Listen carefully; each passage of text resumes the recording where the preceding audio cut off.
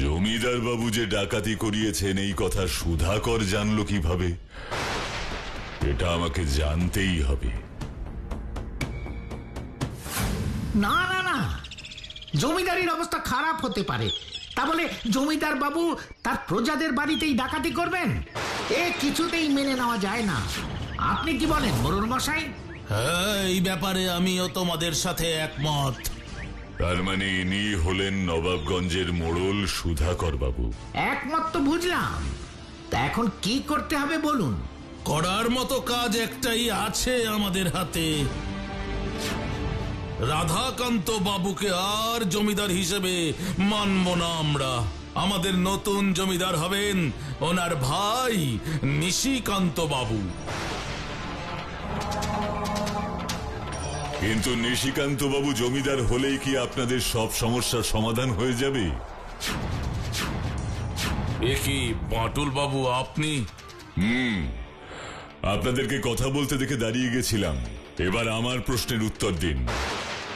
সব সমস্যার সমাধান হবে কিনা জানি না, তবে রাধাকান্ত বাবুকে আর কেউ জমিদার বলে মানতে চাইছে না বাটুল বাবু। আর তার পেছনের মূল কারণ হলো ওনারা সবাই মনে করছেন জমিদার বাবুই প্রজাদের বাড়িতে ডাকাতি করিয়েছেন। আর এই কথা সবার আগে আপনি ওদের বলেছেন, তাই তো সুধাকর বাবু? যা সত্যি তা বলবো না কেন? আমি শহর থেকে জিনিসপত্র কিনে ফিরবার পথে রাতের অন্ধকারে নিজের কানে শুনেছি। কি শুনেছেন? ওই ডাকাতেরা জমিদার বাবুর নাম নিয়ে ডাকাতির কথা আলোচনা করছিল, আর বলছিল ধানের গোলা থেকে শুরু করে লুঠের সমস্ত জিনিসপত্র জমিদার বাবুর কোষাগারে ওরা রেখে আসবে। আর সেটা যে সত্যি তা তো আমরাও দেখে এসেছি। কি হে, তাই না? হ্যাঁ হ্যাঁ, দেখেছি দেখেছি। তাই জমিদার বাবুকে আমরা চাই না। এবার আপনিই বলুন বাটুল বাবু, কি করা উচিত? না, আমার আলাদাভাবে কিছু বলার নেই। প্রজারাই যখন সবাই অসন্তুষ্ট, তখন তো রাধাকান্ত বাবুকে জমিদারের পদ ছাড়তেই হবে। কি বলছো কি গো বাটুলদা?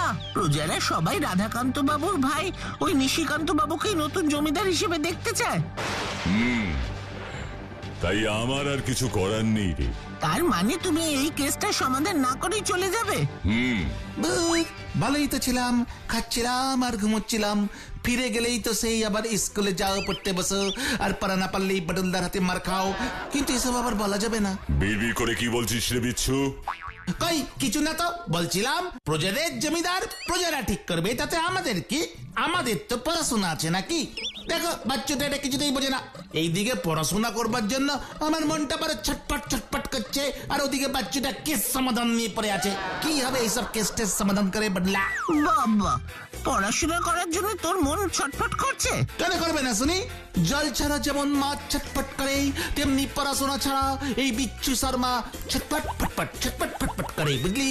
চুপ! তোর সব ছটফটানি আমি বের করব যদি দেখি বাড়ি গিয়ে পড়াশুনো ঠিক করে না করিস। ভালো কথাই তো বললাম, তাতেও বকা।